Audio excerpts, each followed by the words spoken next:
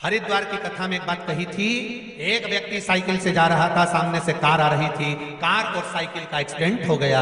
Accident हुआ तो car वाला व्यक्ति नीचे उतरा, साइकिल वाले से अपशब्द कहने लगा, तू देख कर नहीं चल सकता, तुझे दिखता नहीं है, तू अंधा हो गया है, तेरी आंखें नहीं है क्या? और वो साइकिल वाले पर चिल्लाया, साइकिल वाला एक साइड हो गया। उस साइकिल पर उसकी पत्नी भी बैठी हुई थी। पत्नी ने कहा, तुम चुप रहते, ये अच्छी बात नहीं है, तुम्हें कुछ जवाब तो देना था, तुम्हें कुछ कहना तो था, तुम्हें आड़ा टेढ़ा तो बोलना था। वो इतनी बड़ी बड़ी बात कर रहा था, तुमको अपशब्द कर रहा था, गलती उसकी थी, सब कुछ गलती उसकी थी, और तुम साइकिल पर अपन दोनों जा रहे, कम से कम कुछ बोलना तो था। इतने में पति बोला, तो चुप रहे, तो बोलकर क्या करना, क्या करना बोलकर।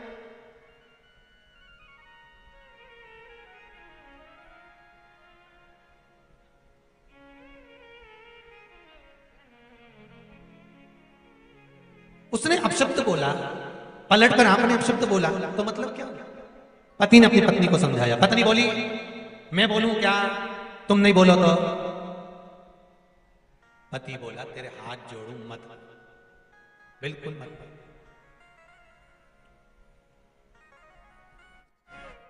जब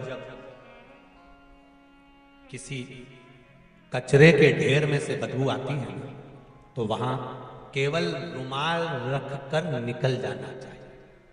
जब व्यक्ति क्रोध करे, अब शब्द बोले, आड़ा टेढ़ा बोले, तो वहां कोई जवाब नहीं देना है, केवल मुख पर कपड़ा रखना है। वो कपड़ा है शिव नाम का, भजन का, कीर्तन का, हृदय की शांति का, और निकल जाना है, निकल जाना। कितना सुंदर संवाद है। स्कंद पुराण काशी खंड का महत्व बताया गया। एक संत गंगा जी नहा कर आ रहे थे, बाजू में से चंडाल निकल कर गया और चंडाल का कपड़ा संत के शरीर से लग गया। संत, काशी की गलियां छपटी, कपड़ा चिपक गया संत के शरीर से। संत को गुस्सा आ गया। संत ने पूछा, तुझे दिखता नहीं है, तू अंधा है, तुझे दिखा नहीं, तेरे नेत्र नहीं है?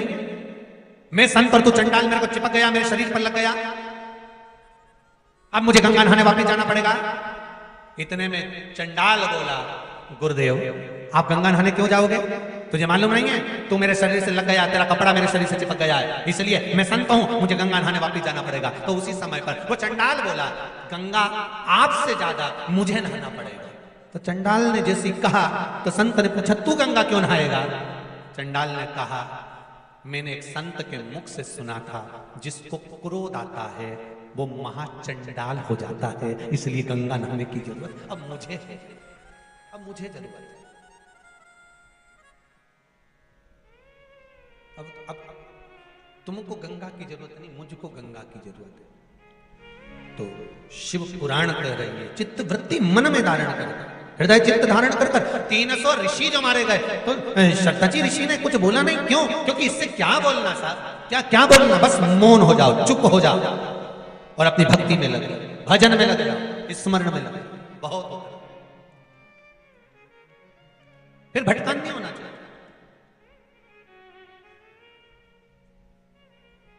भटकने वाला भटकेगा, आप शब्द कहने वाला शब्द कहेगा, ताने देने वाला ताने देगा, गाली देने वाला गाली देगा। आप शांत हो जाइए और भजन चित्त में लग जाओ, स्मरण में लग जाओ, फिर भाग्य की गति पर छोड़ दीजिए। कर्म का भोग तो मनुष्य को इसी भूमंडल पर भोगना है, आज नहीं तो कल भोगना ही पड़ेगा। बस आप जपो श्री शिवाय नमस्तुभ्यम, आप जप गला पकड़ रहे हो, श्री शिवाय नमस्तुभ्यम, जब भी है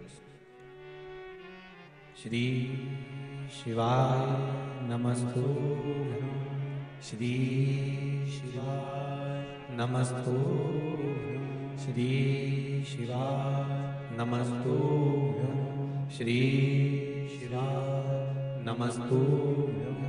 मंत्र जाप में जितना स्मरण में लगा। अब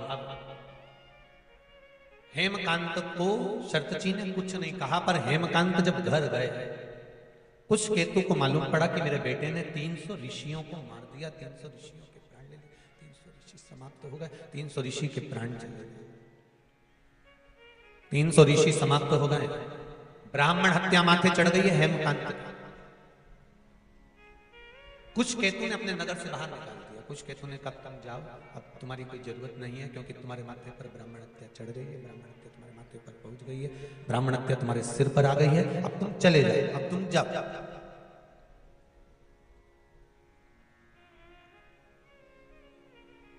एक बात कहे रतलाम वालों, जरा अच्छे से सुनना।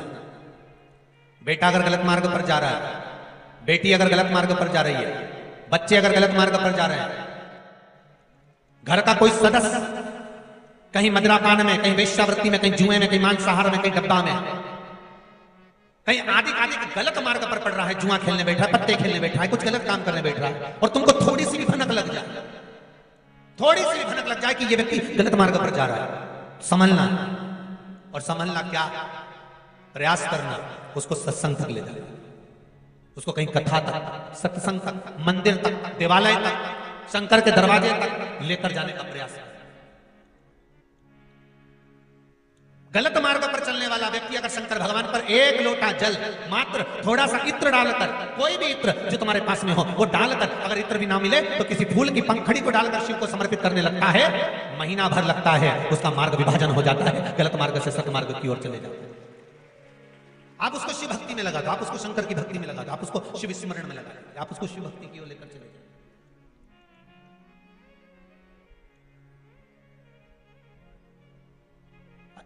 जितने प्रयोग बताए जाते हैं, जितने यहाँ से उपाय बताए जाते हैं, ये उपाय, ये प्रयोग, ये सारे जो प्रयोग हैं, उपाय हैं, ये ध्यान देना, ये दूसरों से कराने के नहीं, अपन को खुद को करना पड़ते हैं। जो गलत मार्ग पर चल रहा है तो वो खुद करे। कई कई माताएं पूछती है, गुरुजी महाराज छोरा तो कहीं नहीं करेगा, तो मैं कर लूं कहीं?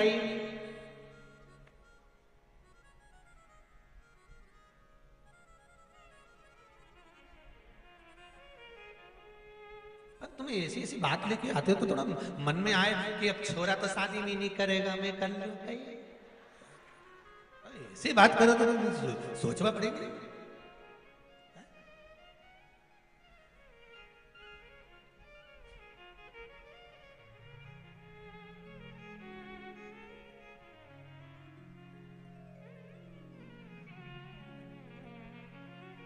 तुम खाओगे तुम्हारा पेट भराएगा, वो खाएगा, अरे बोलो तो, उसका पेट भराएगा।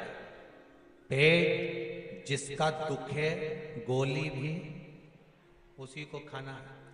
कष्ट जिसको हो, केवल आप बता दो कि ये गलत है, ये सही है, ये ऐसा है, ये वैसा है, फिर आगे उसको निभाना। और बहुत ध्यान से सुनना जीजी, बेटा बेटी जब तक कुंवारी है, माँ और बाप जो करते हैं बच्चों के लिए वो उसको मिलता है। बहुत ध्यान देना। बेटा और बेटी का जब विवाह हो जाता है, दूसरे गोत्र की लड़की जब तुम्हारे गोत्र में आ जाती है, तुम्हारे बेटे से संबंध हो जाता है, या तुम्हारी बेटी दूसरे गोत्र में चली जाती है, तब माता पिता अपने बेटों के लिए, अपनी बहू के लिए, या अपनी बेटी के लिए, अपने दामाद के लिए कुछ करते हैं, वो श्रेष्ठता नहीं बनती। हाँ, हाथ लगवाकर, जैसे आप जल चढ़ाने जा रहे हो और बहू के लिए चढ़ा रहे हो, या पति के लिए या बेटे के लिए चढ़ा रहे हो, पति के लिए तो चल जाएगा, पर बेटे के लिए चढ़ा तो बेटे का हाथ का स्पर्श होना जरूरी।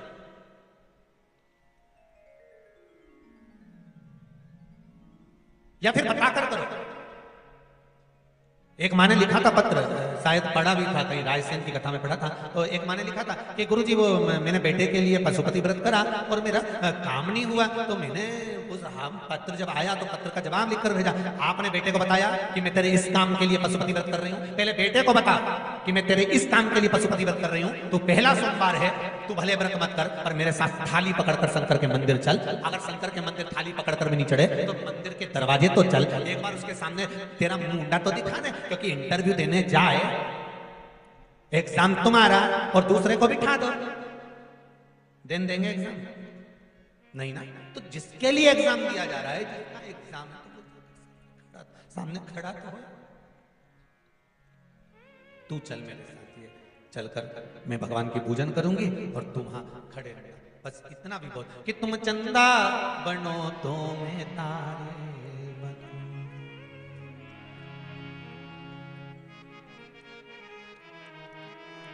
महाराज आकाश में मिलेंगे, ओ भोलेनाथ आकाश में मिलेंगे, तेरे संग में रहूंगी ओ भोलेनाथ, तेरे संग में रहूंगी ओ भोलेनाथ, मेरे ओ भोलेनाथ, ओ भोलेनाथ, मेरे ओ भोलेनाथ, ओ भोलेनाथ, मेरे ओ भोलेनाथ, ओ भोलेनाथ, मेरे ओ भोलेनाथ, ओ भोलेनाथ, तेरे संग में रहूंगी ओ भोलेनाथ, तेरे संग में रहूंगी ओ भोलेनाथ, तेरे संग में रहूंगी ओ भोलेनाथ, तेरे संग में रहूंगी ओ भोलेनाथ। हर हर महादेव। ये स्पीकर बंद हो रहा है या फिर हटे हुए स्पीकर है या उसकी कुछ गड़बड़ी है? हट रहे हैं गाने को देखिए, बार बार बंद हो रहा है, चालू हो रहा है, बंद हो रहा है, चालू हो रहा है। तेरे संग में रहूंगी ओ भोलेनाथ, तेरे संग में रहूंगी ओ भोलेनाथ, मेरे ओ भोलेनाथ, ओ भोलेनाथ, मेरे ओ भोलेनाथ, ओ भोलेनाथ, मेरे ओ भोलेनाथ, ओ भोलेनाथ, मेरे ओ भोलेनाथ, ओ भोलेनाथ, तेरे संग में रहूंगी ओ भोलेनाथ, तेरे संग में रहूंगी ओ भोलेनाथ। दोनों हाथों से ताली से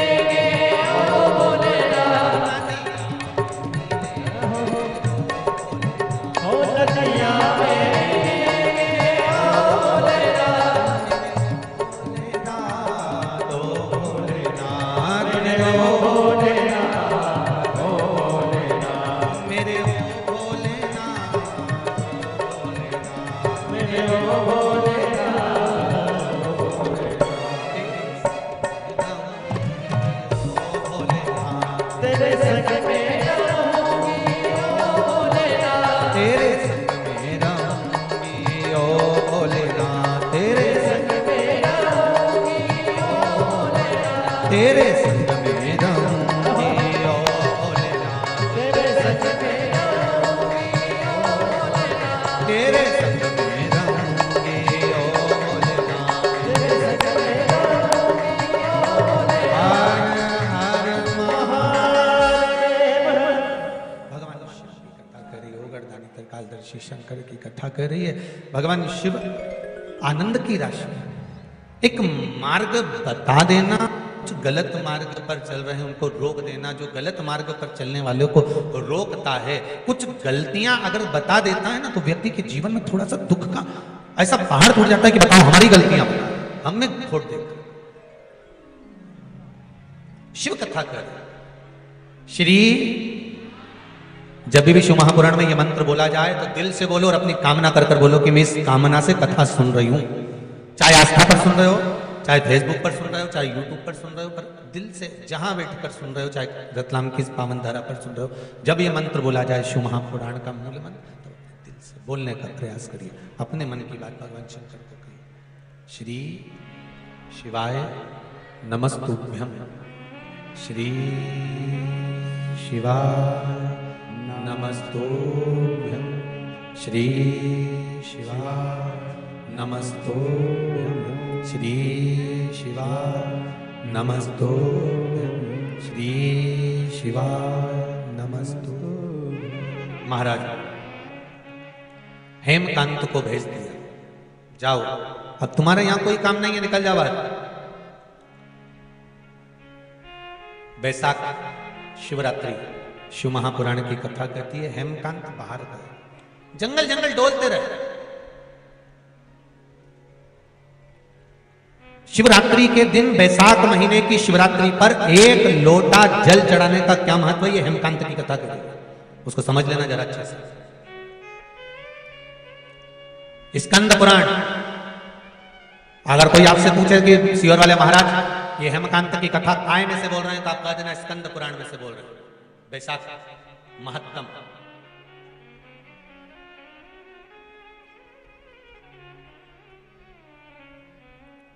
डोलते रहे, फिरते रहे, घूमते रहे।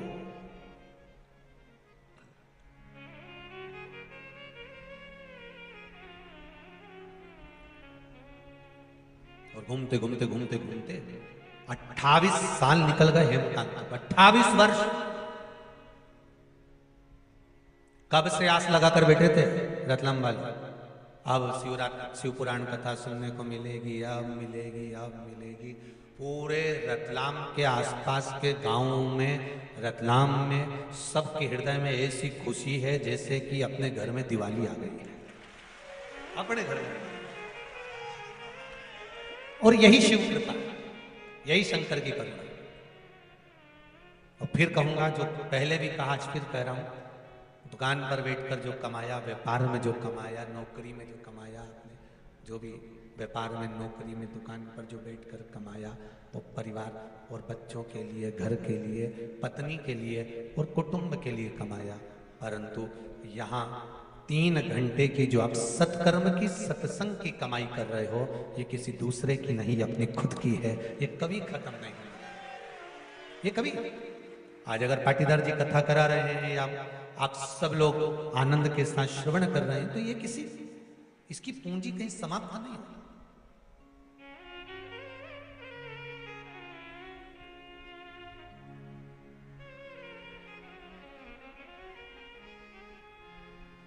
खेती में बीज कैसा भी जाए, उगेगा अंदर नहीं बाहर। उसी तरह सत्संग, संकीर्तन, शिव महापुराण की कथा, भजन, नाम जाप कैसे भी करो, कैसे भी, फल सामने ही प्रकट होगा, तुम्हारे सम्मुख में ही आएगा। तुम कैसे भी भजो, कैसे भी स्मरण कर लो, कैसे भी कीर्तन करो, कैसे भी मंत्र जाप करो, कैसे भी आप नाम जाप करो, उसका फल तुम्हारे सामने आएगा, तुम्हारे सम्मुख में वो फल आएगा, तुम्हारे सामने वो फल पहुंचेगा।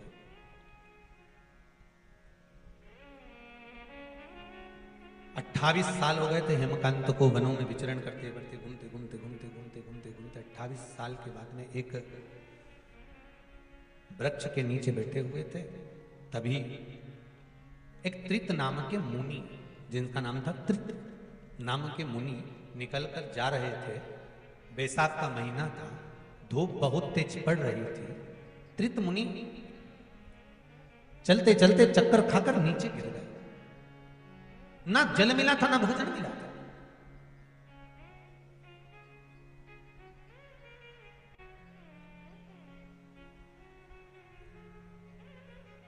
जब चक्कर खाकर नीचे गिर गए, देख रहा था हेमकांत, दौड़ा, उठाया। कभी सत्कर्म कुछ करा, पिता के कुछ पुण्य इसकी बुद्धि चित्त में आ गए।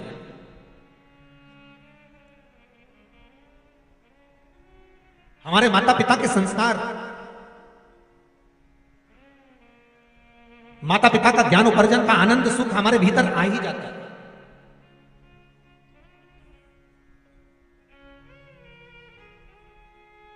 आपने अपने जीवन में जो सत्कर्म करा होता है, आपके वो सत्कर्म का भाव आपके बच्चों के भीतर प्रकट हो ही जाएगा। आप अगर शिव महापुराण की कथा सुन रहे हो ना, ये मान कर चलना, कथा में आप बैठे हो, घर पे जितने रह गए होंगे ना, कोई अगर उनको फोन लगा रहा होगा या उनसे मिलने आ रहा होगा या कोई आया होगा तो वो बात करते होंगे, तो उनके मुख से ये जरूर निकलता होगा, मम्मी कहाँ गई? अरे वो सीहोर वाला महाराज आया है, उनकी कथा चली रही है। अच्छा, कौन कराया? वो पाटीदार जी करी रही है। अच्छा, कहाँ हो रही? कि वो ग्राउंड है, नाम तुम्हारे भी नहीं मालूम, वहां चली रही है। अच्छा, तो तुम नहीं गए कथा में? नहीं, मम्मी दिन में चली गई, रात में वहां खूब सारा झूला वूला लग गया ही नहीं, तो हम दोनों धनी रुकाई तो रात का जमाना। अच्छा, हाँ,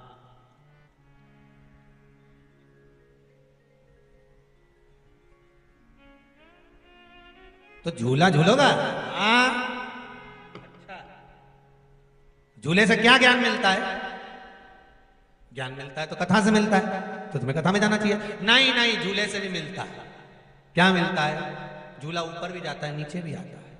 जिंदगी में ऐसा चलता रहता है, ऊपर और नीचे। बस इतना याद रखना, इस ऊपर और नीचे के चक्कर में उल्टी नहीं होना चाहिए। बस इतना ध्यान रखना कि जिंदगी के मोड़ बहुत सारे आएंगे, ऊपर भी जाने का मौका मिलेगा, वापस जाओगे, फिर नीचे भी वापस आओगे। जिंदगी के उस उतार और चढ़ाव में उल्टी मतलब कहीं अहंकार नहीं आना चाहिए। अगर अहंकार आ गया तो जीवन बर्बाद हो जाएगा, जिंदगी नष्ट हो जाएगी। अभिमान नहीं, उससे बचना है, उससे बचने का प्रयास करना है। महाराज 28 साल के बाद हेमकांत के सामने ये त्रित मुनि गिरे, उठाया, वृक्ष की छांव में ले गए। थोड़ा सा तुम्बी में पानी रखा हुआ था, पिला दिया। पत्ते से थोड़ी सी, वृक्ष के पत्तों से हवा कर दी, वृक्ष के पत्तों से थोड़ी सी हवा। मुनि का चेतना जागी, उठे।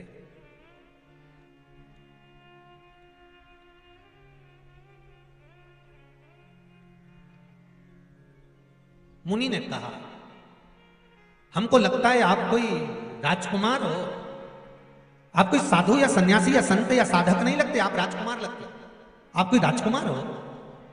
हेमकांत ने अपने हृदय की बात त्रित मुनि के चरण पकड़कर रोकर कह दिया। त्रित मुनि ने कहा, देखो 300 ऋषि तुम्हारे हाथों से मरे, कर्म का दंड तो भोगना पड़ेगा। तो सब इस बात का स्मरण रखना कि ये मत सोचना कि तुम्हारे कर्म का दंड कोई दूसरा भोग लेगा।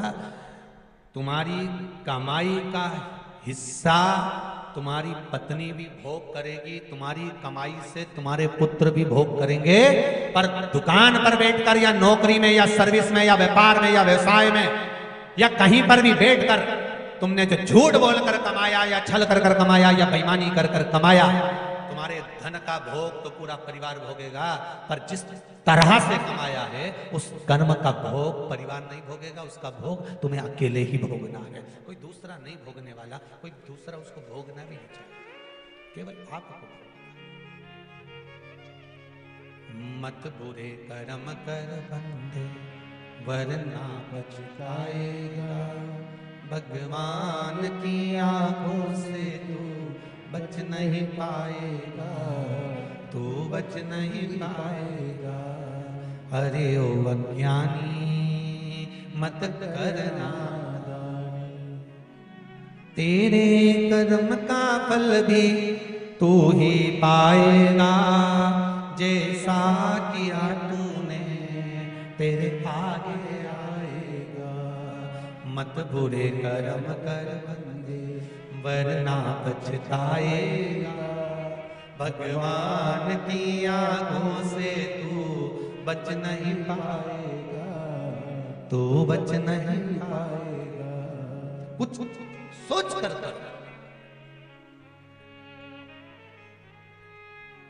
और रतलाम के आसपास वालों अपने अपने परिवार वालों से कह देना 7 दिन दुकान जमीन जायदाद सब संभालो तुम, हम तो चले शिव महापुराण की कथा में।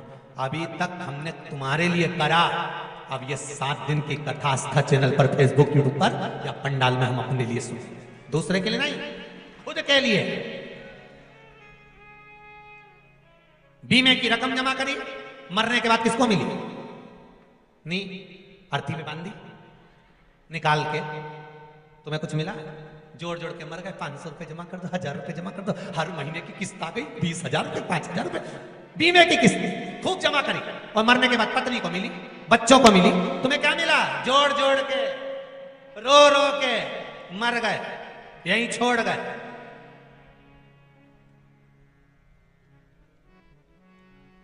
और मरते से ही बीमे वाले आ गए कागज लेके। पत्नी तो बेचारी मुंह पे पल्लू रख के बैठी थी। इतने में छोरा आके बोला, मम्मी, ओ मम्मी, हाँ बीमे वाले अंकल आए।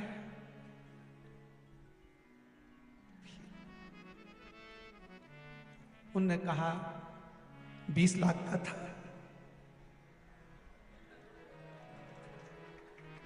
20 कितना मिल रहा है? 70।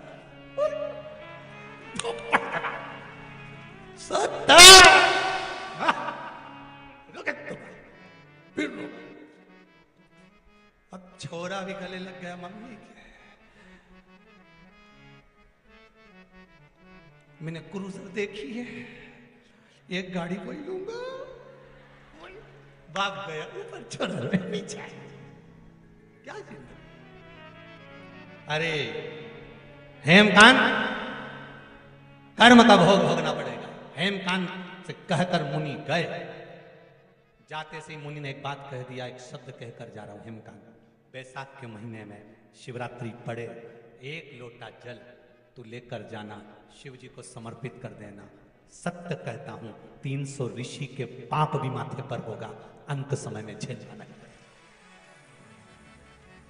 हेमकांत ने 1 लोटा जल लेकर पहुंचे, और 1 लोटा जल हेमकांत शिवरात्रि पढ़ने पर मुनि के शब्द सुनकर, स्कंद पुराण कहती है, जब शंकर भगवान के शिवलिंग पर समर्पित करा, करने के 3 दिन बाद हेमकांत के प्राण छूट रहे थे। यम के दूत बंदी बनाने आए थे।